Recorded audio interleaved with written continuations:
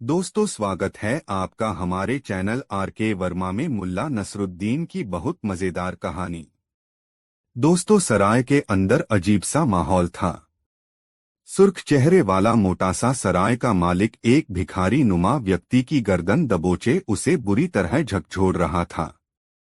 भिखारी बेचारा डरासमा आंखों में खौफ लिए उससे अपनी गर्दन छुड़ाने का असफल प्रयास कर रहा था, लेकिन किसी भी सूरत में कामयाब नहीं हो पा रहा था। कुछ लोग इर्द-गिर्द खड़े तमाशा देख रहे थे। यह देखकर मुल्ला नसरुद्दीन भला कहाँ शांत रहने वाला था। वह आगे बढ़ा और सराय मालिक से मुखातिब होकर बोला, क्यों भाई, क्या माजरा है? क्यों इस गरीब की चटनी बनाने पर तुले हो? छोड़ो छोड़ो इसे और पहले बताओ कि क्या किस्सा है। सुरखरू चेहरे वाले ने उसे झटककर इस प्रकार छोड़ा कि वह गिरते गिरते बचा। फिर बोला, यह भिखमंगा आवारा इंसान, अल्लाह करे इसकी नाक सड़ जाए, इसकी आंतों में कीड़े पड़ जाएं। यह तो सब खुदा की मर्जी पर है कि यह होगा या नहीं, मगर आगे का किस्सा तो बयान करो। मुल्ला नसरुद्दीन ने उसे डांटा।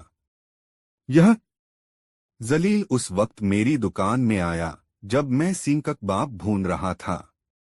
इस उठाईगीर ने अपने कपड़ों में से एक रोटी निकाली और मेरी अंगीठी पर तब तक सेकता रहा जब तक कि मेरे सींग कबाब की खुशबू इसकी रोटी में रचबस न गई। जब इसकी रोटी पूरी लज्जतदार हो गई तो इसने मजे से उसे खा लिया और जाने लगा।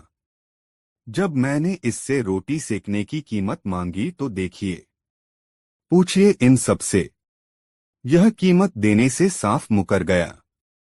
अब आप बताइए, मेरे सींग कबाब की खुशबू क्या हराम की थी जो यह रोटी में लपेटकर निगल गया। मुल्ला नसरुद्दीन की समझ में सारी बात आ गई। उसे समझते देर न लगी कि ये सुरखरू चेहरे वाला पक्का हरामी है। मन ही मन उसने सोच लिया कि इसे सबक सिखाना ही होगा। उसने उस गरीब से मुखातिब होकर पूछा, क्यों जी, क्या यह बात सच है?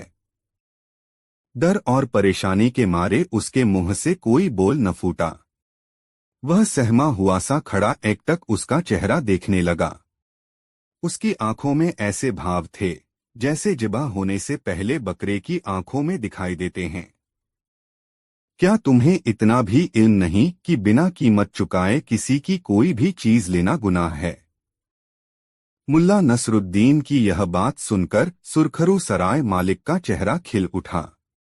भिखारी को संबोधित करके वह बोला, इस काबिल और इज्जतदार नेक बंदे की बात पर ध्यान दे शैतान। कुछ सुनाया नहीं तूने? मुल्ला नसरुद्दीन ने भिखारीनुमा व्यक्ति से पूछा, क्या तुम्हारे पास पैसे हैं? भिखारीनुमा व्यक्ति ने अपने लिबास में हाथ डालकर कुछ सिक्के निकालकर मुल्ला नसरुद्दीन के हाथ पर रख दिए। सराय मालिक ने अपना आधा फुट चौड़ा चर्बीदार पंजा नसरुद्दीन के आगे फैला दिया। ठहरो ठहरो, जरा तसल्ली रखो। मुल्ला नसरुद्दीन ने उसका हाथ पीछे हटा दिया और कहा, पहले जरा अपना कान मेरे करीब लाओ। सुरखरू सराय मालिक ने अपना दायां कान मुल्ला नसरुद्दीन के आगे कर दिया।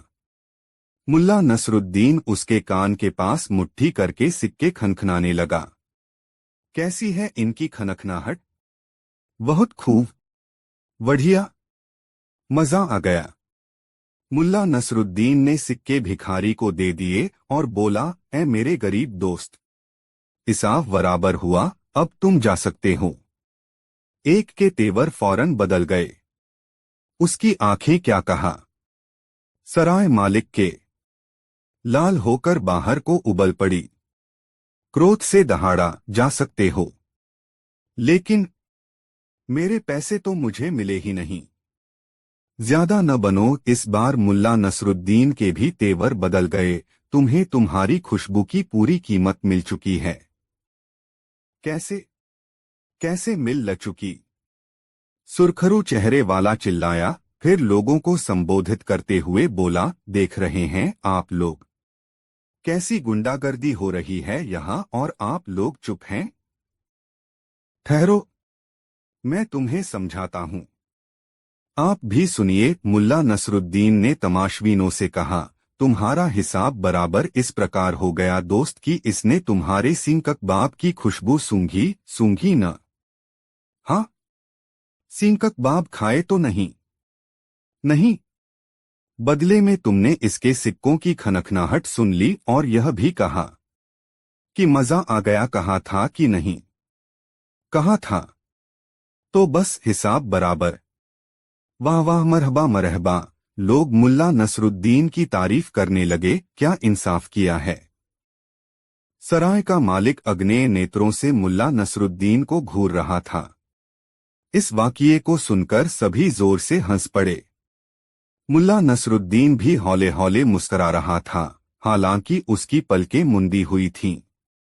शोर ज्यादा बढ़ जाता इससे पहले ही एक व्यक्ति बोला, इतने जोर से मत हंसो वरना लोग समझ जाएंगे कि हम मुल्ला नसरुद्दीन की बातें कर रहे।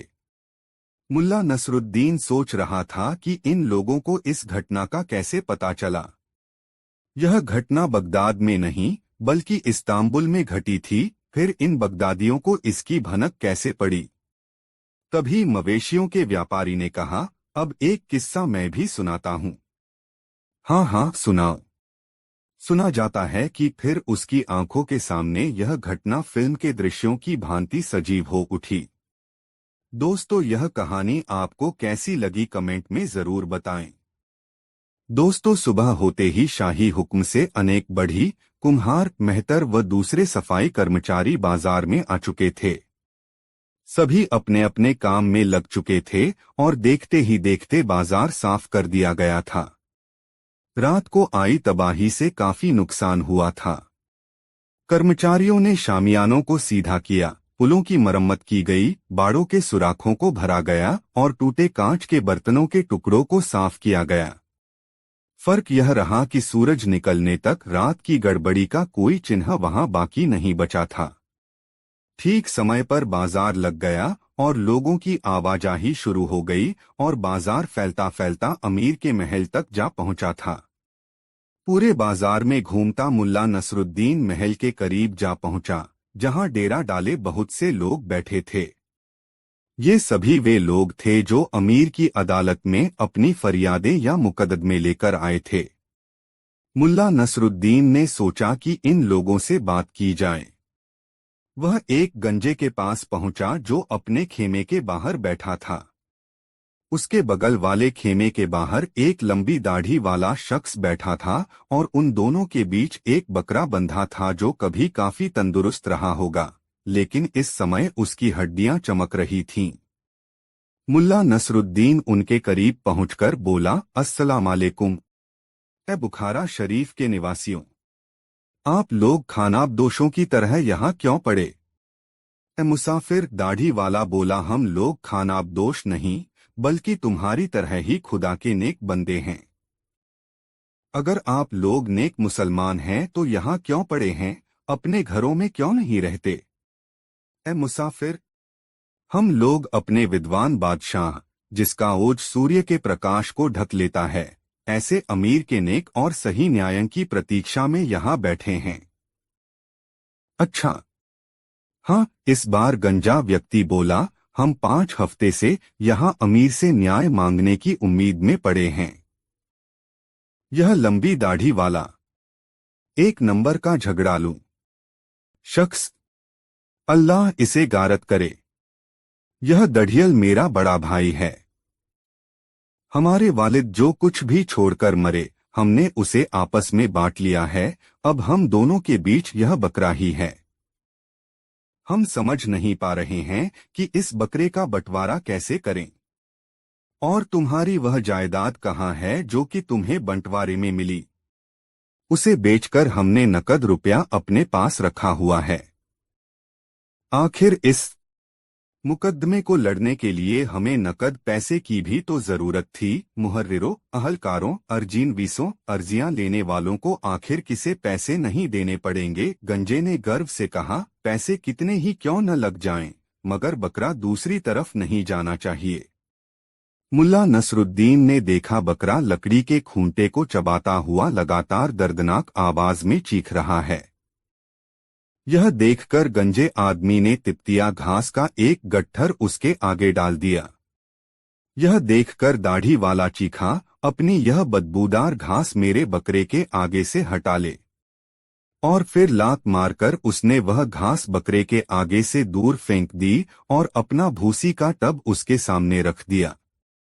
यह देखकर गंजे को गुस्सा आ गया। वह क्रोध से चिल्लाया, नहीं नहीं, मेरा बकरा तेरी यह सूखी भूसी नहीं खाएगा। फिर उसने भी ठोकर मारकर उस टब को दूर हटा दिया। सारी भूसी सड़क की धूल में मिल गई। बस दाढ़ी वाले से यह सहन नहीं हुआ। अबे खबीस, तेरी इतनी हिम्मत, आ तुझे मजा चखाता हूं। और फिर देखते ही देखते वे दोनों गुत्थम गुत्था हो गए। वे एक दूसरे को गालियां बकते हुए जमीन पर लोटपोट हो गए थे। मुल्ला नसरुद्दीन एक ओर खड़ा उनकी यह दिलचस्प लड़ाई देख रहा था। वे लड़ते रहे और उधर बकरे ने अचानक धरती पर गिरकर दम तोड़ दिया। अरे खुदा के नेक बंदों, अब तो यह गुत्थम गुत्था बंद करो। देखो, बकरे की ओर इशारा करके मुल्ला नसरुद्दीन ने कहा, अल्लाह ताला ने बकरे को अपने पास बुलाकर खुद ही तुम्हारा इंसाफ कर दिया है। बकरा मर गया। इस बात का तत्काल असर हुआ। वे लड़ना भूलकर फटीफटी आंखों से बकरे को घूरने लगे। उनके चेहरे खून से लथपथ थे। जाहिर था कि दोनों ने एक दूसरे के चेहरे को खूब नोचा था। मुल्ला नसरुद्दीन ने सोचा कि अब झगड़ा खत्म हो गया, मगर नहीं, अभी झगड़ा खत्म नहीं हुआ था। दढ़ियल बोला, अब मैं इसका चमड़ा निकाल लूंगा। इसका चमड़ा मैं निकालूंगा क्योंकि यह बकरा मेरा है, इसकी खाल मैं ही लूंगा। अबे यह बकरा मेरा है गंजे से। और फिर इस प्रकार तू मैं करते वे एक बार फिर एक दूसरे गुथ गए। गंजे ने दाढ़ी वाले की दाढ़ी नोच ली तो दाढ़ी वाले ने उसके गंजे सिर पर अपने नाखून गड़ा दिए। मुल्ला नसरुद्दीन समझ गया कि ये दोनों ही पागल हैं। आठ वह आगे बढ़ गया। मुल्ला नसरुद्दीन अभी कुछ कदम ही आगे बढ़ा था कि उसे सामने से वही लोहार आता दिखाई दिया जिसने सूदखोर जाफर को बचाने पर भला बुरा कहा था। उसे देखते ही मुल्ला नसरुद्दीन खुशी से बोला, सलाम लोहार भाई, देखो हम फिर मिल गए। हालांकि मैं अभी अपना वादा पूरा नहीं कर पाया हूं, मगर पूरा जरूर करूंगा। मगर तुम यहाँ कैसे? क्या तुम भी अमीर की अदालत में कोई फरियाद लेकर आए हो? हाँ, गमगीन लहजे में वह बोला, मैं लोहारों की बस्ती की एक शिकायत लेकर आया हूँ। शिकायत? मुल्ला नसरुद्दीन भौंचक कासा होकर बोला, क्या अमीर शिकायतें भी सुनते हैं? खैर, शिकायत क्या यह है लोहार भाई? हमें 15 सिपाही मिले हैं जिन्हें 3 महीने तक खिलाने पिलाने का जिम्मा हमारा था, मगर 1 साल होने को आया, वे अभी हमारे सिर पर सवार हैं। यहाँ हमारा ही गुजारा बामुश्किल होता है, हम उन्हें भला कैसे खिलाएं? हम तो बड़ी मुश्किल में फंसे हैं। तभी एक दूसरा व्यक्ति भी वहां आ गया। वह रंगरेजों की बस्ती से आया था। उसने कहा, मैं रंगरेजों की बस्ती से आया हूँ, हम पर 26 सिपाहियों का जिम्मा है। मैं अमीर से फरियाद करने आया हूँ कि हमारा धंधा बिल्कुल चौपट हुआ जा रहा है, मुनाफा बिल्कुल नहीं हो रहा। मेहरबानी करके अमीर हमें इस मुसीबत से निजात दिला दें। यह सुनकर मुल्ला नसरुद्दीन बोला, लोहार भाई, एक बात मेरी समझ में नहीं आई कि तुम लोग सिपाहियों को आखिर पसंद क्यों नहीं करते? जब तुम अमीर मंत्री व अधिकारियों को पालते हो, 2000 गुलामों व 6000 फकीरों को खिलाते पिलाते हो, तो फिर बेचारे ये सिपाही क्यों भूखे रहें? क्या तुमने यह कहावत नहीं सुनी कि जहां किसी एक सियार को कुछ खाने को मिल जाता है, वहां 10 सियार और आ जाते हैं? यह सुनकर लोहार सहमी सहमी नजरों से इधर उधर देखते हुए बोला, धीरे बोलो धीरे बोलो। रंगरेज मुल्ला नसरुद्दीन को घूरते हुए बोला, ए मुसाफिर, तुम खतरनाक आदमी हो। मुझे तुम्हारी बातों में नेकी नजर नहीं आती। हमारे अमीर तो बड़े ही विद्वान उसकी बात अधूरी रह गई, तभी महल के द्वार पर ढोल और तुरही बजने लगी। महल के फाटक खुलने लगे। सारे खेमे में हलचल सी मच गई। चारों ओर से फुसफुसाहट भरी आवाजें सुनाई देने लगीं। अमीर, अमीर। लोग महल के फाटक की ओर बढ़ने लगे ताकि नजर भरकर अमीर के दीदार कर सकें। मुल्ला नसरुद्दीन ने भी आगे बढ़कर एक सुविधाजनक जगह तलाश कर ली ताकि अमीर की अदालत का नजारा कर सके। फाटक से पहले नकीब दौड़ते हुए निकले। वे चिल्ला रहे थे, हटो हटो, अमीर के लिए रास्ता छोड़ो, बाजू हटो, आला हजरत अमीर तशरीफ ला रहे हैं। फिर अंदर से सिपाहियों का एक दस्ता निकला। वे फाटक के किनारे खड़े लोगों पर लाठियां बरसाने लगे ताकि वे पीछे हट जाएं। तत्काल ही एक चौड़ा रास्ता बन गया। इसके बाद मसीसी लोग निकले। उनके हाथों में ढोल, बांसुरी, तंबूरे आदि थे। इसके बाद कीमती वस्त्र और तलवारों से लैस अमीर के खास सेवकों का दस्ता निकला। दस्ते के पीछे 2 हाथी थे जो पूरी तरह सजेधजे थे। अंत में एक सजीधजी गाड़ी निकली। उसमें जरी के चंदोवे के भीतर स्वयं अमीर बड़े मसे लेटे हुए थे। यह दृश्य देखते ही भीड़ में सरसराहट सी फैल गई। आराम। अमीर के निर्देशानुसार सभी लोग जमीन पर लेट गए। अमीर का आदेश था कि स्वामी भक्त जनता विनम्रता एवं सभ्यतापूर्वक आए व कभी भी ऊंची नजर से न देखे। नौकर दौड़ दौड़कर सवारी के सामने कालीन बिछा रहे थे। गाड़ी के एक ओर चंबर डुलाने वाला अपने कंधे पर घोड़े के बालों की पूंछ का चंबर रखे चल रहा था। दूसरी ओर अमीर का हुक्के वाला था जो बड़ी विनम्रता व आत्मविश्वास के साथ सोने का तुर्की हुक्का लिए सवारी के साथ साथ चल रहा था। जुलूस में सबसे पीछे पीतल के कंटोप पहने, हाथों में नंगी तलवारें, भाले व तीर कमान लिए सिपाही चल रहे थे। सबसे पीछे 2 तोपें थीं। दोपहर का सूरज चमक रहा था। एक ओर यह शाही आन-बान थी तो दूसरी ओर गरीबी से जूझते फटेहाल वे लोग थे जो अपनी अपनी फरियादें लेकर वहां आए थे। अमीर का शानदार जुलूस जब जाहिल, गंदे, दबे पिसे और फटेहाल लोगों के विशाल समूह के बीच से गुजरा तो ऐसा लगा जैसे गंदे चिथड़े में सोने का पतला धागा डाल दिया गया हो। एक तख्त पर जहां अमीर को आकर बैठना था वहां पहरेदार तैनात थे। तख्त के एक ओर जल्लाद, मुहर्रिर आदि बैठे थे। जिन लोगों ने पहले अमीर को नहीं देखा था उन्हें अमीर को देखकर काफी निराशा हुई। जिस सूरत की उपमा चांद से की जाती थी वह किसी पिलपिले खरबूजे के समान दिखाई दे रही थी। अपने मंत्रियों का सहारा लेकर अमीर गाड़ी से उतरे और रत्नजड़ित सिंहासन पर जा बैठे। मुल्ला नसरुद्दीन ने देखा कि अमीर का वह शरीर जिसकी उपमा दरबारी शायर वृक्ष की किसी नाजुक डाली से करते हैं वह मोटा, थुलथुल और भारी भरकम था। अमीर की बाहें छोटी थीं। उसके पैर ऐसे टेढ़े-मेढ़े थे कि शाही पोशाक भी उसके उस ऐब को ढक नहीं पा रही थी। मंत्री लोग अमीर के दाईं ओर खड़े हो गए, लिपिक आदि बाईं ओर। वे अपनी बहियां, कलम व दवातें संभाल रहे थे। अमीर तख्त पर बैठते ही किसी नशेड़ी की तरह आंखें मूंदकर पसर गया। अमीर ने फुसफुसाकर कुछ कहा। वजीरे आजम बख्तियार ने उसे सुना, फिर कार्यवाही शुरू करने का इशारा किया। सबसे पहले गंजा और दढ़ियल भाई घुटनों के बल चलते हुए तख्त के सामने आए और बड़ी श्रद्धा से उन्होंने तख्त के कालीन को चूमा, फिर सिर झुकाकर बैठ गए। नजरें धरती में गड़ी थीं। उठो, प्रधानमंत्री बख्तियार का भारी स्वर गूंजा। दोनों भाई उठकर खड़े हो गए। वे काफी सहमे हुए से दिखाई दे रहे थे।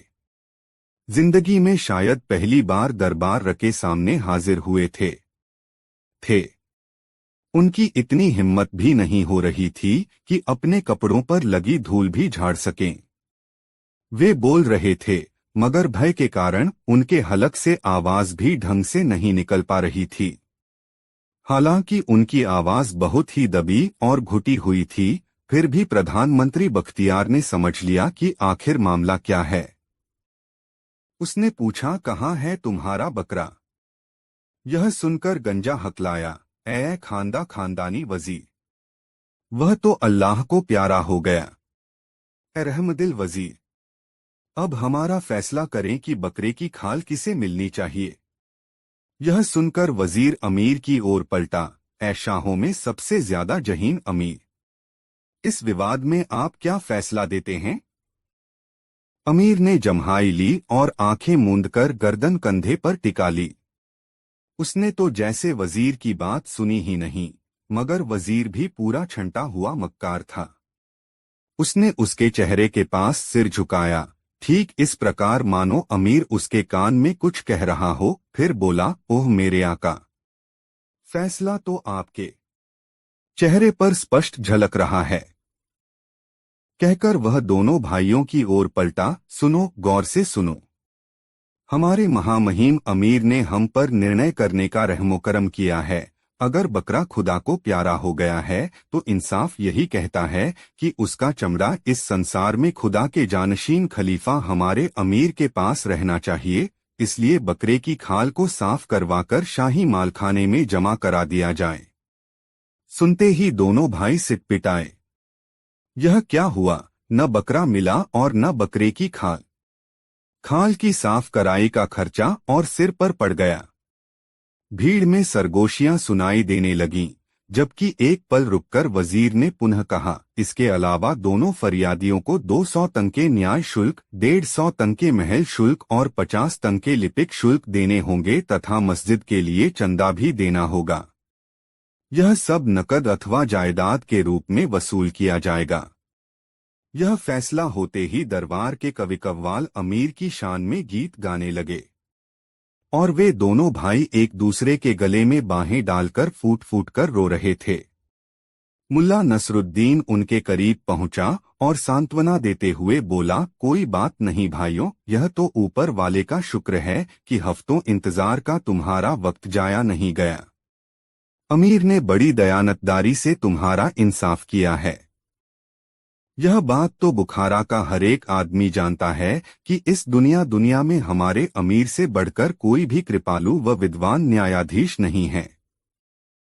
अब तुम दोनों भाई अपने अपने घरों को जाओ और भविष्य में अगर फिर कभी किसी कुत्ते, बिल्ली या मुर्गे को लेकर तुम्हारा फसाद हो तो फिर अमीर की अदालत में आना, और हाँ, आने से पहले अपने खेत खलिहान और मकान आदि बेचना न भूलना, वरना तुम लोग शाही कर अदा नहीं कर पाओगे। इससे तो बेहतर था कि हम भी अल्लाह को प्यारे हो जाते। एक भाई बोला, हाय कमबख्ती, आखिर हमने झगड़ा किया ही क्यों? दूसरा भी विलाप करने लगा। फिर दोनों भाई रोते बिलखते और अपनी दाढ़ियों नोचते वहां से चले गए। अब लोहार को अमीर के सामने पेश किया गया। वजीर ने उसकी शिकायत सुनी, फिर अमीर की ओर पलटा, आपका क्या फैसला है? मेरे मालिक अमीर गफलत की नींद सो रहा था, अब तो उसके खर्टी गूंजने लगे थे। आह आह! महामक्कार वजीर बख्तियार ने अपने दोनों हाथ फैलाए, ए मेरे आका, फैसला तो आपके इस नूरानी चेहरे पर लिखा है। कड़कर वह पलटा और अपनी नजरें उपस्थित जनसमूह पर डालकर बड़े ही रोबीले अंदाज में बोला, हमारे रहनुमा और दयावान अमीर ने लोहार टोले पर सिपाहियों के खाने पीने की व्यवस्था का भार सौंपकर उन पर बड़ा उपकार किया है। लोहार टोले के लिए यह बड़े सम्मान की बात है। इसके बावजूद इस लोहार ने यहाँ शिकायत पेश करके बड़ा भारी अपराध किया है। इसलिए हमारे अमीर ने बहुत दयावान होकर यूसुफ लोहार को 200 कोड़ों की सजा दी है। इससे इसे पछतावा होगा कि इसने इस नेक काम की शिकायत की तो क्यों की। इसके अलावा 25 सिपाही और लोहार टोले पर भेजे जाते हैं ताकि वे लोग अमीर के रहमोकरम व विद्वता की प्रशंसा करने से न चुकें। अल्लाह ताला हमारे अमीर आका को लंबी उम्र बख्शे ताकि वे जिंदगी भर अपनी प्रजा की खिदमत करते रहें। वजीर बख्तियार के खामोश होते ही साज बज उठे और कव्वाल अमीर की तारीफ के गीत गाने लगे। सिपाही यूसुफ लोहार को पकड़कर जल्लादों के करीब ले गए जो अब तक अपने कोड़े फटकार रहे थे। लोहार पेट के बल चटाई पर लेट गया और जल्लाद उसकी नंगी पीठ पर कोड़े बरसाने लगे, सटाक सटाक सटाक। पर कुछ ही देर में लोहार की पीठ की खाल की धज्जियां उड़ गईं। उसकी पीठ हड्डियां ही हड्डियां नजर आने लगीं। आसपास खड़े लोग आतंक से जड़ हो गए, लेकिन लोहार भी अपनी किस्म का इकलौता शख्स था। वह न चीख रहा था, न चिल्ला रहा था। जब वह उठा तो उसके होठों से काला फेन बह रहा था। आसपास खड़े लोगों में मुल्ला नसरुद्दीन भी था, जो अपने करीब खड़े एक रंगसाज से कह रहा था, रंगसाज, तुम किस बात का इंतजार कर रहे हो? अब तुम्हारा भी नंबर आने वाला है। तुम भी तो अमीर से कोई शिकायत करने वाले हो न? उसके हुक्म से ऐसी ही खिदमत तुम्हारी भी होगी। रंगसाज ने जोरों से थूक गटका। उसकी आंखों में आतंक और खौफ के साए लहरा रहे थे। उसने एक नजर मुल्ला नसरुद्दीन पर डाली, फिर एक नजर जल्लादों को देखा। अगले ही पल वह पलटा और भीड़ को चीरता हुआ वहां से 9-2-11 हो गया। उधर प्रधानमंत्री बख्तियार तेजी से मामले निपटा रहा था। न्याय से उसे कोई सरोकार नहीं था। उसका तो एक ही उद्देश्य था कि किसी भी प्रकार अमीर के खजाने में अधिक से अधिक धन आए। उधर जल्लाद अपने काम में मशरूफ थे। उनके एक ओर सजा पाने वालों की कतार लग गई थी, जिनमें बच्चे, बूढ़े और औरतें सभी थे। हंटरों की सटाक सटाक की आवाज और 76 मुल्ला नसरुद्दीन चीख चिल्लाहट का क्रम बदस्तूर जारी था। सजा मिलने वालों की हालत देखकर बाकी लोग दहशत से कांप रहे थे। सजा पाने वालों में एक 10 वर्ष का बच्चा भी था, जिसे इस कारण कोड़ों की सजा दी गई कि उसने अमीर के महल के सामने वाली जमीन को अवैध रूप पसे से गीला कर दिया था। सजा पाने वाले अपराधियों की हालत देखकर उस मासूम की रूह फना हो रही थी। वह कांप रहा था, रो रहा था। आंसुओं से उसका भोला भाला चेहरा तर हो चुका था। उसकी हालत देखकर मुल्ला नसरुद्दीन के चेहरे पर क्रोध एवं रहम के मिलेजुले भाव दिखाई देने लगे। एकाएक ही वह जोर से बोला, वास्तव में यह बच्चा बड़ा ही खतरनाक है। ऐसे अपराधियों को सुधारने में अमीर ने जिस काबिलियत का परिचय दिया है, वह काबिले तारीफ है। इस तरह के अपराधी काफी खतरनाक होते हैं, क्योंकि ये अपने मासूम चेहरे से अपने इंकलाबी विचारों को जाहिर नहीं होने देते। इसक जलावा मैंने एक बाल अपराधी और भी देखा था, जो केवल 4 साल का था। उसने इससे भी ज्यादा खतरनाक काम किया था कि अमीर के महल की दीवार के ठीक नीचे गंदगी फैला दी थी। ऐसे अक्षम्य अपराधों के लिए तो मृत्युदंड भी कम है। अपराधी को सजा देने में उम्र कोई बहाना नहीं है। हमारे बुखारा में तो बुराइयां इस कदर खतरनाक होकर उभर रही हैं कि उनके विषय में सुनकर ही दिल खौल जाता है। मगर खैर, मेरा दिल कहता है कि ये तमाम बुराइयां अमीर के सिपाही और जल्लादों की कोशिशों के मद्देनजर जल्दी ही खत्म हो जाएंगी। मुल्ला नसरुद्दीन इस प्रकार बोलता जा रहा था मानो कोई मुल्ला मजहबी पैगाम दे रहा हो। उसकी बातें सुनने में तो अमीर के हक में लग रही थीं, मगर जो लोग उन बातों की गहराई को समझ रहे थे, वे जानते थे कि मुल्ला के वे व्यंग्य किसके लिए हैं। वे अपनी गर्दन फेरकर मुस्करा रहे थे। कुछ लोग यह भी समझ चुके थे कि ये मुल्ला नसरुद्दीन ही है। दोस्तों, यह कहानी आपको कैसी लगी कमेंट में जरूर बताएं। 4 दोस्तों सेठ रोशन अली के घर एक उत्सव का आयोजन था। उस उत्सव के बाद सामूहिक भोज था। रोशन अली ने भोज के लिए शहर के सभी नामी गिरामी लोगों को न्योता भेजा था। न्योता मुल्ला नसीरुद्दीन को भी भेजा गया था। मुल्ला नसीरुद्दीन को इस तरह के किसी भी आमंत्रण से कोई प्रसन्नता नहीं होती। वह यह समझता था कि लोग अपना रुतबा दिखाने के लिए उसे अपने यहाँ दावत पर बुलाते हैं कि वे समाज को दिखला सकें कि देखो, मुल्ला नसीरुद्दीन जैसा बुलंद दिमाग इंसान भी मेरे घर आता है। वैसे मुल्ला नसीरुद्दीन खुद को बुलंद दिमाग इंसान मानता हो, ऐसी बात भी नहीं थी। उसके जितने भी हैरतंगेज कारनामे थे वे अनायास ही घटित हो गए थे। मुल्ला नसीरुद्दीन जब कभी भी अपने में झांककर खुद को पहचानने की कोशिश करता तो पाता कि वह एक विवश इंसान है जिसे प्रतिदिन अपना और अपनी पत्नी के भोजन के लिए मजदूरी करनी होती है, और हर रात वह यह सोचते हुए सोता था कि कल यदि मजदूरी के लिए कोई काम नहीं मिला तब। मुल्ला की पत्नी को जब मालूम हुआ कि सेठ रोशन अली के घर से मुल्ला नसीरुद्दीन को न्योता मिला है तब वह बहुत खुश हुई और मुल्ला के लिए रेशमी जरीदार शेरवानी, साटनी चूड़ीदार पाजामा, रेशमी टोपी और नक्काशीदार जूती निकाल दी। मगर भोज के दिन मुल्ला नसीरुद्दीन सुबह से ही अपने दरवाजे के पास की खाली जमीन में सब्जियों के पौधे लगाने में व्यस्त हो गया। भोज का उसे ख्याल ही नहीं रहा।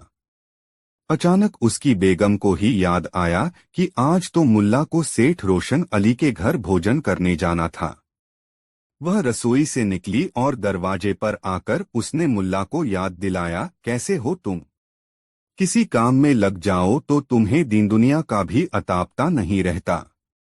आज तुम्हें सेठ रोशन अली के घर भोज खाने जाना है। हाँ हाँ, याद है मुझे। बस 2 पौधे बच गए हैं, उन्हें लगाकर निकल जाऊंगा। तुम चिंता मत करो, मुल्ला नसीरुद्दीन ने अपनी बेगम से कहा। बेगम फिर रसोई में चली गई। मुल्ला नसीरुद्दीन ने पूरी तन्मयता से 2 पौधे और रोपे, फिर हाथ की मिट्टी झड़ता हुआ उठा और अपने गधे को खोला। जिस हाल में मुल्ला था उसी हाल में निकल गया सेठ रोशन अली के घर जाने के लिए। जब गधा आधा रास्ता तय कर चुका तब मुल्ला को याद आया कि उसने आज स्नान नहीं किया। बेगम ने उसके लिए शानदार लिबास निकाल कर रखा था कि जब मुल्ला सेठ रोशन अली के घर जाएगा तो इन्हें पहन लेगा, मगर मुल्ला ने वे कपड़े भी नहीं पहने थे। गधा दौड़ता हुआ मुल्ला अजीब लग रहा था। उसके हाथों में मिट्टी लगी थी, कपड़े मिट्टी सने थे, दाढ़ी और बाल में धूल अंटा पड़ा था। मुल्ला नसीरुद्दीन की नजर अपने पाजामे पर गई। पाजामा गंदा तो था ही, उस पर कई जगह पैबंद भी लगे थे। मुल्ला अब थोड़ा संकुचित हुआ। उसे लगा कि किसी भोज में शामिल होने जाने का उसका तरीका लोकस्तरीय नहीं है, लेकिन इस निष्कर्ष पर पहुंचने के साथ ही उसका गधा सेठ रोशन अली के दरवाजे पर पहुंच चुका था।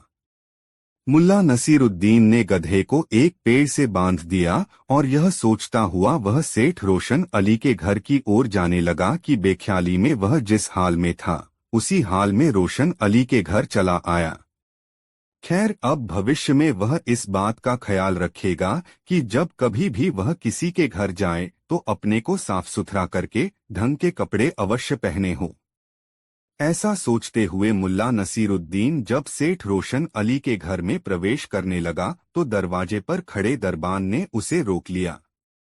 अरे रे रे रे, कहाँ घुसे जा रहे हो? दूर हटो, बाहर इंतजार करो। भोज खत्म होने पर तुम्हें भी कुछ खाने को मिलेगा। अभी दूर हटो, दरबान ने डंडा उठाकर उसे दूर रहने का इशारा करते हुए कहा।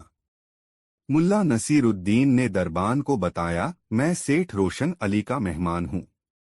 मुझे सेठ ने आमंत्रण पत्रा भेजकर खास तौर से बुलाया है। मगर दरबान उसे देखकर हंस पड़ा, तू और सेठ रोशन अली का मेहमान? जा भाई जा, अपना काम कर। तुझ जैसों को रोशन अली का आमंत्रण पत्रा मिलने लगे तो फिर कहना ही क्या। दरबान ने मुल्ला नसीरुद्दीन को धक्का देकर सेठ के दरवाजे से दूर धकेल दिया। मुल्ला नसीरुद्दीन अपने स्थान से उठा और अपने गधे के पास आ गया। उसने गधे को खोला और उस पर बैठ गया तथा गधे को अपने घर की तरफ सरपट दौड़ाने लगा।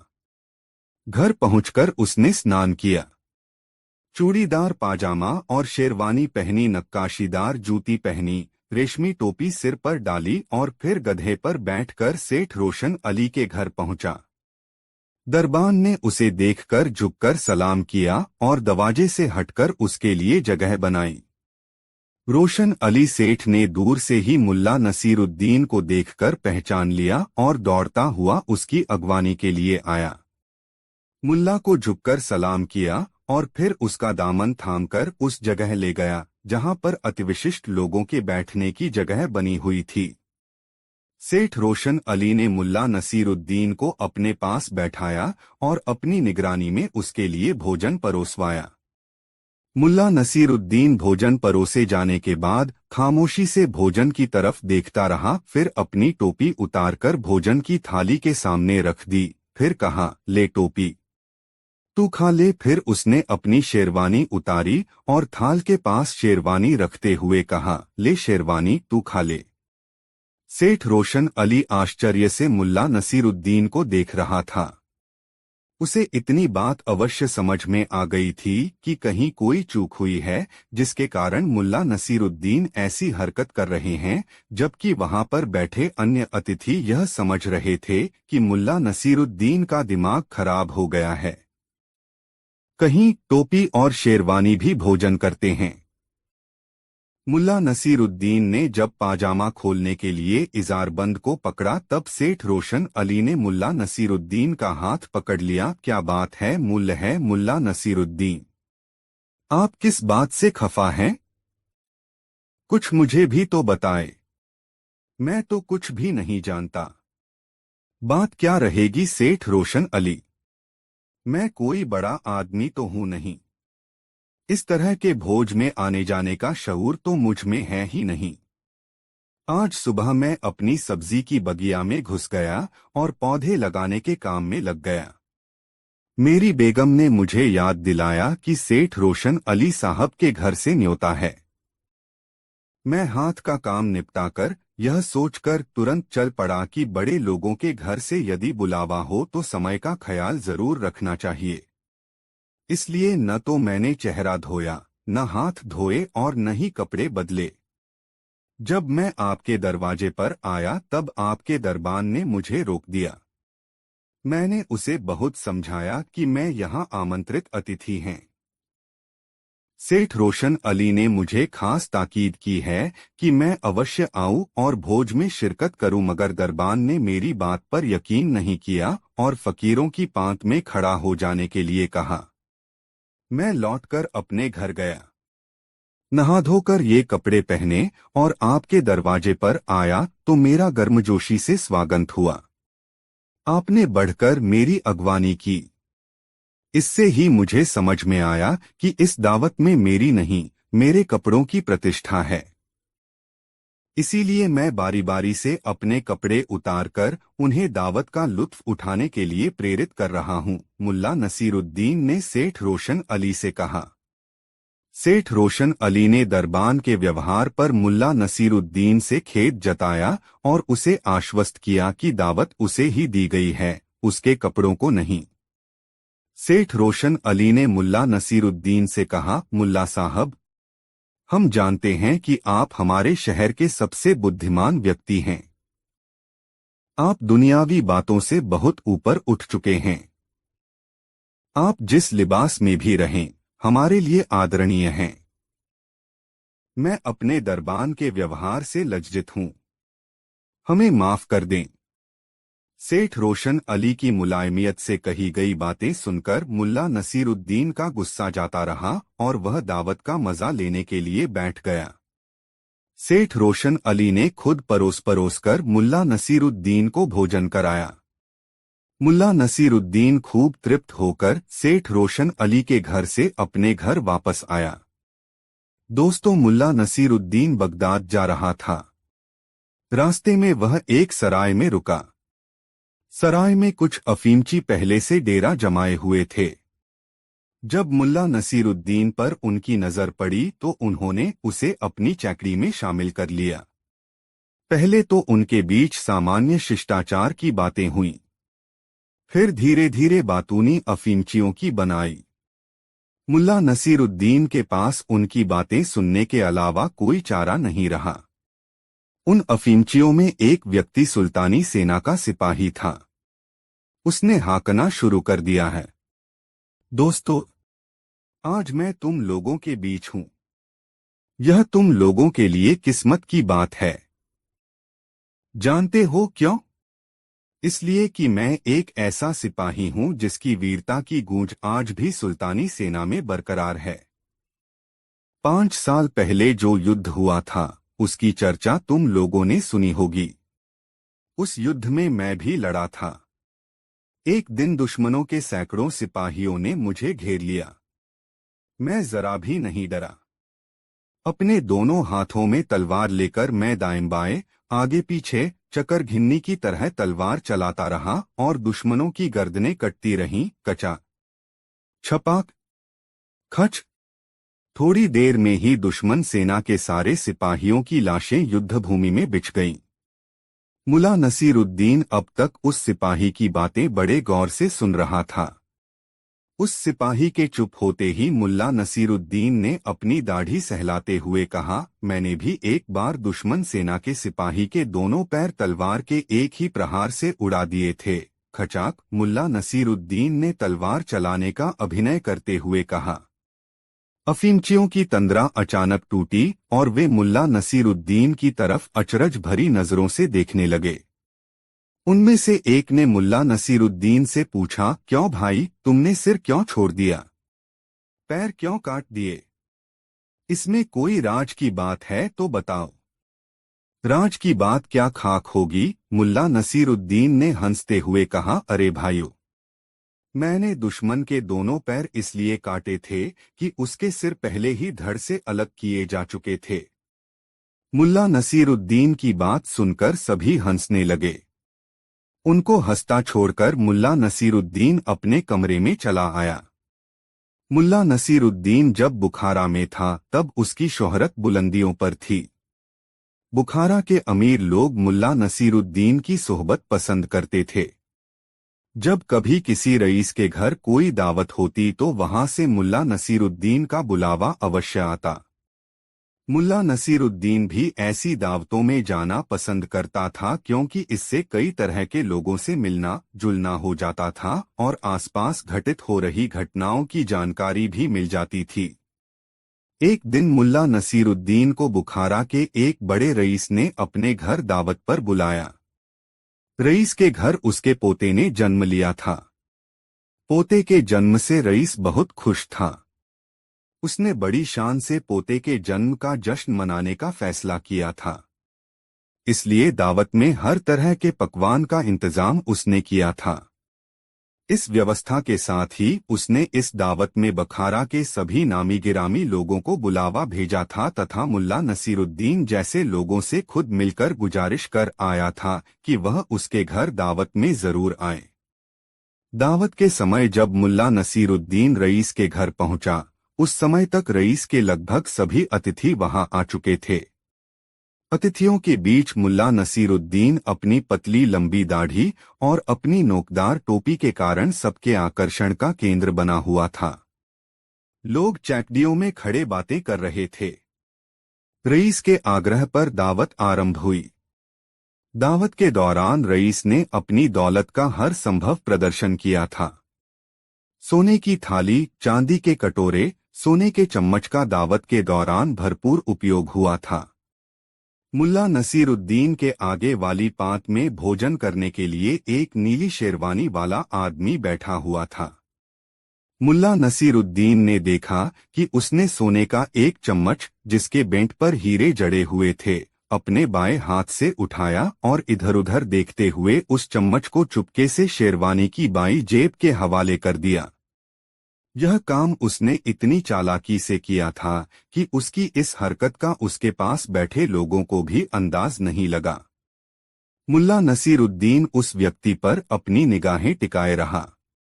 जब पांत में बैठे लोगों का भोजन समाप्त हो गया, तब मुल्ला नसीरुद्दीन अपनी जगह से उठा और अपनी दाढ़ी सहलाता हुआ बड़े ही नाटकीय ढंग से बोला, अजीज दोस्तों, मैं मुल्ला नसीरुद्दीन हैं। कुछ दिन पहले मैं चीन के एक जादूगर का मेहमान था। मैंने जादूगर से कुछ रोचक और रोमांचक जादू सीखी है। खुशी के इस मौके पर मैं चाहता हूं कि आप लोगों को अपना जादू दिखाऊं। लोगों को भला क्या एतराज हो सकता था। सबने एक स्वर से मुल्ला नसीरुद्दीन को जादू दिखाने के लिए कहा। मुल्ला नसीरुद्दीन ने अपनी थाली से सोने का चम्मच निकाला और सबको दिखाते हुए कहा, दोस्तों देखो, मैंने यह चम्मच अपनी शेरवानी की बाईं जेब में रखी। अच्छा बताओ, चम्मच कहाँ है? सबने कहा, आपकी शेरवानी की बाईं जेब में। मुल्ला नसीरुद्दीन ने तपाक से कहा, गलत। फिर उसने दावत देने वाले रईस से कहा, जनाब, आप जरा नीली शेरवानी वाले महाशय की शेरवानी की बाईं जेब में हाथ डालकर देखें। मुझे लगता है कि चम्मच वही है। रईस ने नीली शेरवानी वाले की बाईं जेब में हाथ डाला तो उसके हाथ में चम्मच आ गया। सबने मुल्ला नसीरुद्दीन की कला का स्वागत ताली बजाकर किया, लेकिन नीली शेरवानी वाला शख्स मुल्ला नसीरुद्दीन से आंखें भी नहीं मिला पाया। दोस्तों, मुल्ला नसीरुद्दीन बहुत दिनों के बाद बुखारा आया हुआ था।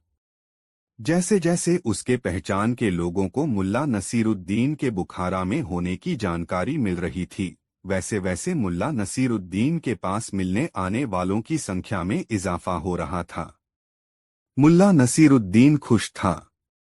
उसे लगा बुखारा आने का निर्णय गलत नहीं था। लोग इतने अरसे बाद भी उसे भूले नहीं हैं।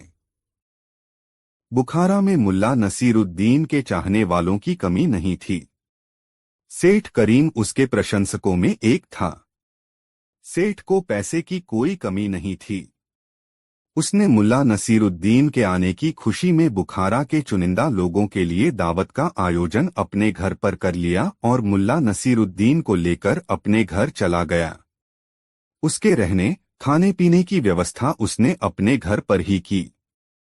मुल्ला नसीरुद्दीन के तेज दिमाग, रोशन चेहरे और हाजिर जवाबी का वह कायल था तथा चाहता था कि उसकी निकटता हासिल कर वह मुल्ला नसीरुद्दीन से हाजिर जवाबी का कोई गुर सीख ले। अपने इसी उद्देश्य के तहत वह मुल्ला को अपने घर ले आया था और उसकी शान में दावत देने के पीछे उसकी मंशा थी कि लोग जान लें कि मुल्ला नसीरुद्दीन के साथ सेठ करीम की निकटता है।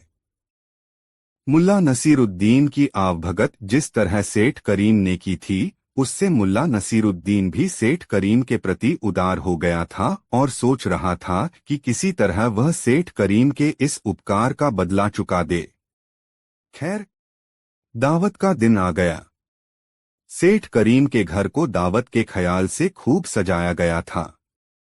लोगों को बैठाने और जिमाने के लिए जगह जगह पर खिदमतगार खड़े थे। इतनी चाकचौबंद व्यवस्था थी कि कोई चूक निकालना मुश्किल था। अतिथि आने लगे थे। भोजन परोसे जाने में अभी देरी थी। मुल्ला नसीरुद्दीन को एक ऊंचे तख्त पर बैठाया गया था ताकि दावत में आने वाला हर शख्स उसे देख सके कि यही वह शख्स है जिसकी शान में सेठ करीम ने इतनी बड़ी दावत दी है। मुल्ला नसीरुद्दीन उस तख्त पर बैठकर आने वाले अतिथि को देख सकता था। उसने दरवाजे से एक गोलमटोल से आदमी को प्रवेश करते देखा। देखने में काफी संपन्न दिख रहे इस व्यक्ति ने कीमती और सजीला लिबास पहन रखा था। उसकी चाल में विशेष किस्म की अकड़ थी तथा उसकी मूछ बड़ी रोबीली थी। सेठ करीम ने जब उस शख्स को देखा तो खुद उठकर उसकी अगवानी की और उसे एक गद्देदार तख्त पर बैठाया जिस पर पहले से ही गावत किए रखे हुए थे। मुल्ला ने उस व्यक्ति को देखकर अनुमान लगाया कि जरूर यह सेठ करीम का कोई रिश्तेदार होगा, अन्यथा यह खुद आगे बढ़कर उसकी अगवानी नहीं करता। थोड़ी ही देर के बाद सेठ करीम उस व्यक्ति को साथ लेकर मुल्ला नसीरुद्दीन के पास आया तथा उससे मुल्ला का परिचय कराते हुए कहा, ये हमारे बड़े बहनोई हैं रहमत अली। बड़े ही रसूख वाले इंसान हैं। पूरे बुखारा में इनके जैसी साख वाला कोई व्यापारी नहीं है। जुबान पर लाख करोड़ का हिसाब रहता है और इशारों पर करोड़ों की लेन देन हो जाती है। औपचारिकतावश मुल्ला नसीरुद्दीन अपने तख्त से उठा और रहमत अली का अभिवादन किया। भोजन से पहले जलपान परोसा जाने लगा। मुल्ला नसीरुद्दीन ने गौर किया कि भुने हुए काजू, पिस्ता और अखरोट से लोग मुट्ठियां भरने में लग गए हैं। मुल्ला के पास भी एक तश्तरी में भुने हुए मेवे आ गए और मुल्ला एक एक दाना उछालकर अपने मुंह में डालने लगा तथा आसपास के बदले हुए माहौल को देखने महसूसने में मग्न हो गया। लोग सूखे मेवों पर टूट से पड़े थे। तभी मुल्ला की नजर दूर बैठे रहमत अली पर पड़ी। रहमत अली मेवा खा भी रहा था और अपनी शेरवानी के आगे वाली जेबों में लोगों की नजर बचाकर मुट्ठी भर भर कर मेवा ठूंस भी रहा था। वह जहां बैठा था वह जगह ऐसी थी जहां पर आम अतिथियों की नजर नहीं पड़ सकती थी। बहुत देर तक मुल्ला नसीरुद्दीन बैठकर रहमत अली की कारगुजारी देखता रहा।